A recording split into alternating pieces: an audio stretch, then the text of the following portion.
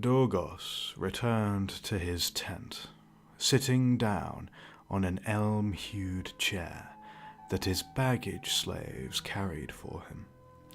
He'd resented the notion of using slaves from the Silurians at first, insisting that he drive his own oxen and haul his own burdens, as a matter of conscience. But as the weariness of constant marching began to sink in and cripple his vigor, he was reluctantly forced to accept the Baidagnos' philosophy. They were wolves, predators, not pack animals. He stared at the gash in his left hand, where the druid had spilled his blood for the augury. The man had foretold a grim fate, that the gods demand he steal the destiny of Baidagnos, or suffer death in his name. A noble life had been demanded in sacrifice for the glories given to the Pritanoi, and it seemed that Dorgos was duty-bound to offer it. He looked at his sword, gazing at the forged steel forlornly. It was exquisitely crafted, the pride and joy of a Dumnonian blacksmith, the most talented forge worker in Penacrugon. As he traced his fingers along the knot engraved into the bar just above the crossguard, his mind turned to traitorous thoughts. If what the druid said was true, glory everlasting could be his. It was not as if he did not have a rightful claim to the throne of the Baidagnos. There were chieftains who would support him, and he was well loved among the people as a young hero. Dorgos swallowed tightly, feeling sweat dribble down his forehead as anxious spirits tormented his thoughts.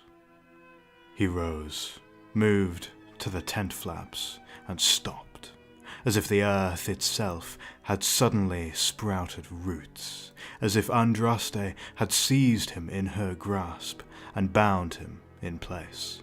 His eyes stared through the goatskin flaps of the tent's entrance, his vision overwhelmed by something far beyond his mortal soul. Other men swore that they heard screaming, crying, and pleading from Dorgos' tent that night. There were whispers that he had gone insane, as never again did Dorgos flirt with the women or boast with his sword brothers like he used to. No longer did he pander to the wishes of his loving followers, ever proving himself the hero that they sought in him. Now he was silent, stalwart, dour, and utterly formidable, in speech and in battle, resigned to some fate that only he knew was to come. Welcome back to At World's End. I'd just like to take a moment to let you know that the EB2 team actually approached me, not long after I started this Let's Play, to ask if I'd like to work with them. And I'm pleased to tell you that I'll be featuring as a main voice actor for an overhaul of the Celtic factions and their dialogue in a future release. Another thing is that I've been pronouncing the name of the faction wrong. It's actually the Pritanoi, as the way I was saying it would be the Greek pronunciation.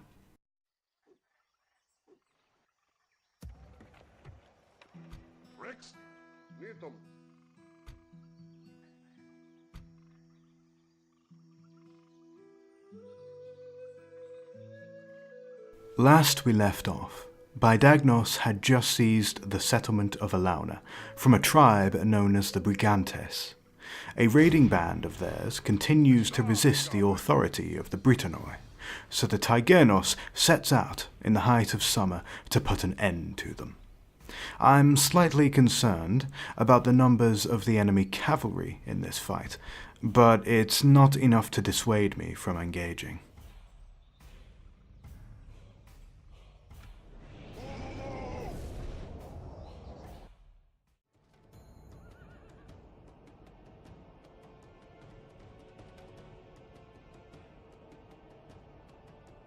One of the most terrible mistakes a commander can make on a battlefield is allowing enemy cavalry to charge into the back of a fighting infantry line.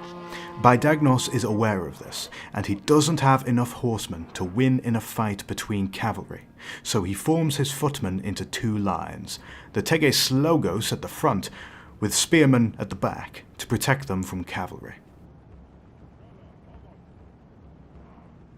I can see that the enemy cavalry are planning to circle around us, and I don't like it at all. Baidagnos decides that the best way to resolve this problem is to force an engagement. As soon as the enemy infantry is confident enough to creep into range, he gives the order for the front line of Dorgos to charge forward aggressively. The Baidagnos spearmen behind them move forward in a more orderly fashion, forming a protective line to supervise the combat in front of them and ward off flanking maneuvers from the enemy. Our caution pays off, as the cavalry on the left flank try to swoop in for the kill. The spearmen are ordered to intercept and deliver a heavy payload of javelins before they charge into melee.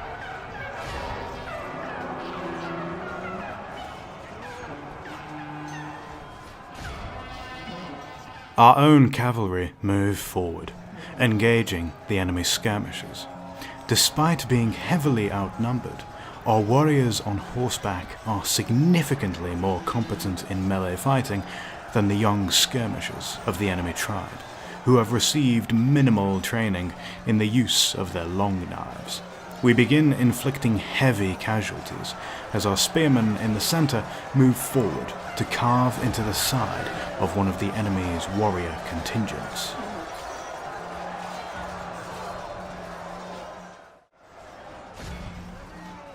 Just as the Domno-Nioi mercenaries are manoeuvring to flank, the enemy abruptly shatters unexpectedly. The day is won.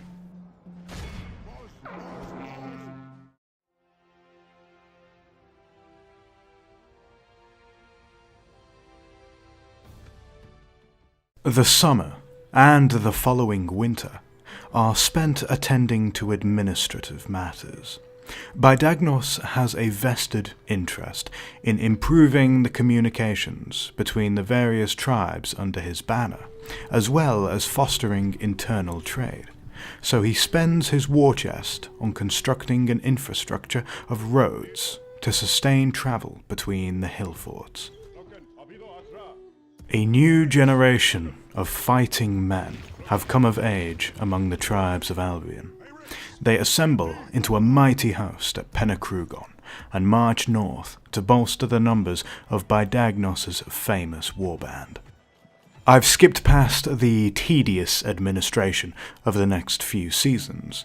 True to the realism that EB2 enables, administrating territory is highly necessary and very important for consolidating your rule.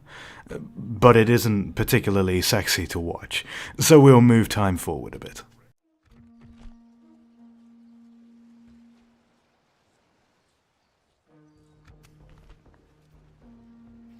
With our forces refreshed and our logistics handled, the reinvigorated army marches north to subjugate the wild and fiercely independent Caledonians.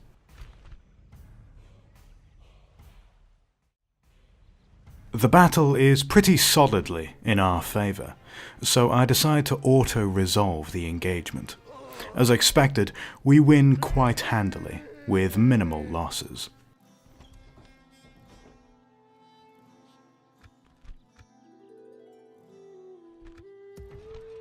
Latimoros, still travelling east, arrives in the sacred lands of ancient Hellas. Here, men fight in strange ways and worship peculiar gods, and there are even stranger ways of living here. Oddities like democracy or oligarchy. He secures a trade deal with the Epirotes, and more information on our map of the mainland. Pritanoi scouts advance into modern Ireland, known in Roman times as Hibernia, to gather a lay of the land for Baidagnos' advancing army. I'm a bit perplexed as to why the game registers the northern half of Caledonia as independent. I suppose it's a limitation on the engine. The Pritanoi invade Hibernia in the following season, putting fear into the hearts of the local warriors with their vastly superior numbers. The Confederation is a dangerous beast, a creature far larger than any other that thinks to prowl the woods of Albion. Against bad omens, and against the advice of the Druids, Baidagnos marches to battle in winter.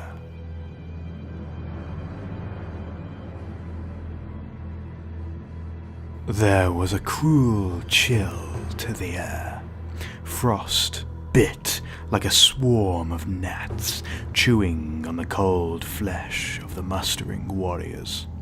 Dorgos watched as they hustled into formations, bellowing at one another through the snowy winds to gather their wits and their courage. Baidagnos slammed a goat skin of beer against his chest, emerging like a ghost from the snow beside him. Dorgos looked down at the drink, swallowed tightly, and then brought it to his mouth. "Why so glum, friend?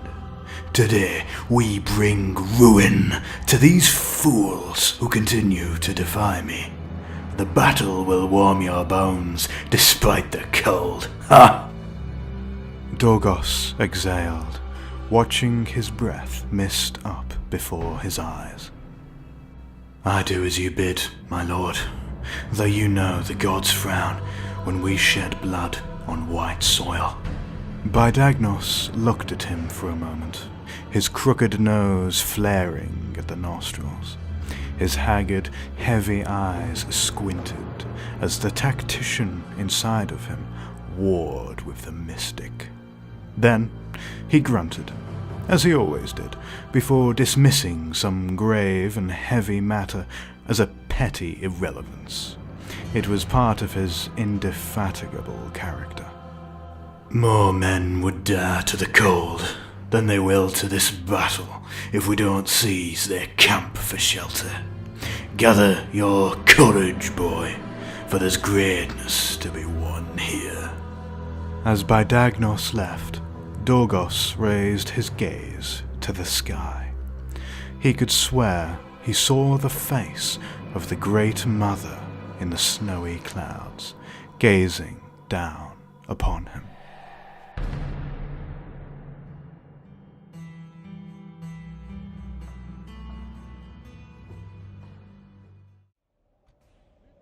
Our forces deploy in the usual manner, organized by tiers of infantry. The enemy has a significant cavalry advantage, and maneuvers around me to make use of it.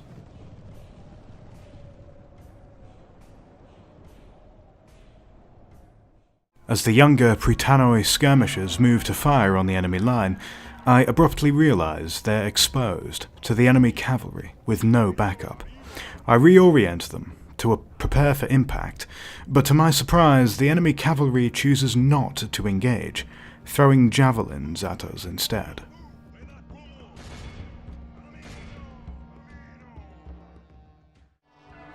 I decide the best way to overcome this enemy is to swarm them with our overwhelmingly superior numbers, so I give a charge order to every single unit on the battlefield.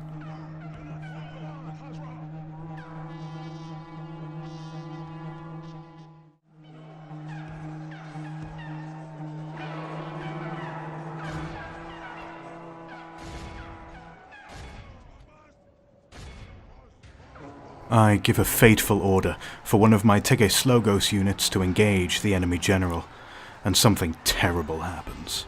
Dorgos is struck down in combat, slain by the Irish chieftain. Whilst I'm mourning his death, our cavalry are surrounded and suffer heavy damage.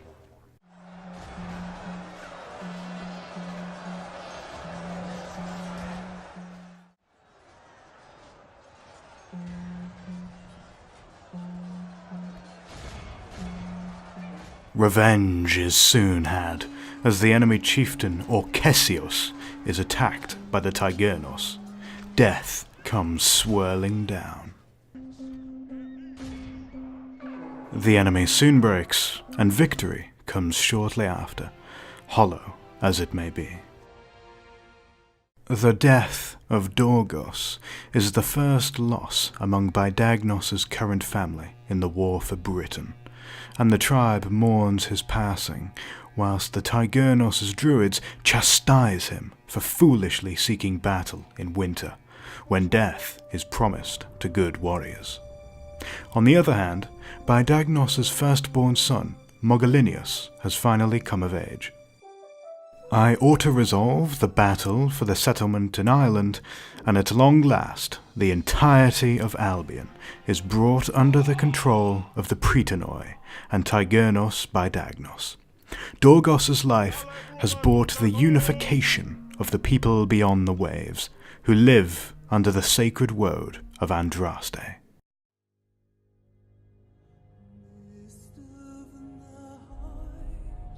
Both tragedy and glory mar the end of Baidagnos' conquests as he stands and watches the funerary rites of his most beloved cousin. He remembers the taunts and the boasts, the jests and the heartfelt conversations in the dead of night, and feels a pang of guilt in his heart. He wonders whether the lives of so many good men like Dorgos was worth all that he has wrought. Then he looks around himself and sees the faces of his people. So many tribes, so many different folk finally brought together, unified under one banner, his own and that of his kinsmen. His loyal Tegeslogos have served him through all these years of bloodshed and suffering, and at last they have earned the peace they rightly deserve. But Baidagnos knows it cannot end here. Great powers rise in distant lands, looming threats, hungry for the riches of Albion, thirsty for the blood of its innocent people. Their depredations cannot be allowed to be visited upon these sacred shores, and so Baidagnos makes a choice. He knows that the best measure to defend one's own people is to bring war and ruin to the homes of those who would threaten them.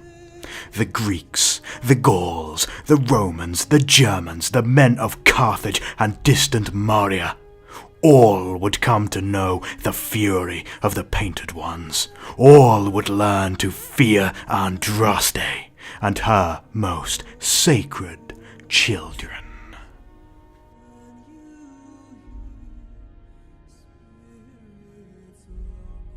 This marks the end of the first series of At World's End. In the next series, we'll follow the adventures of Baidagnos and see where his ambitions lead him, as the Pritanoi leave their blessed island home for the first time, not as traders, but as conquerors. In the meantime, I recommend you download Europa Barbarorum 2 for yourself and enjoy this wonderful game. You'll even get to have my voice in it for the next version. Thanks for watching, and I'll see you next time.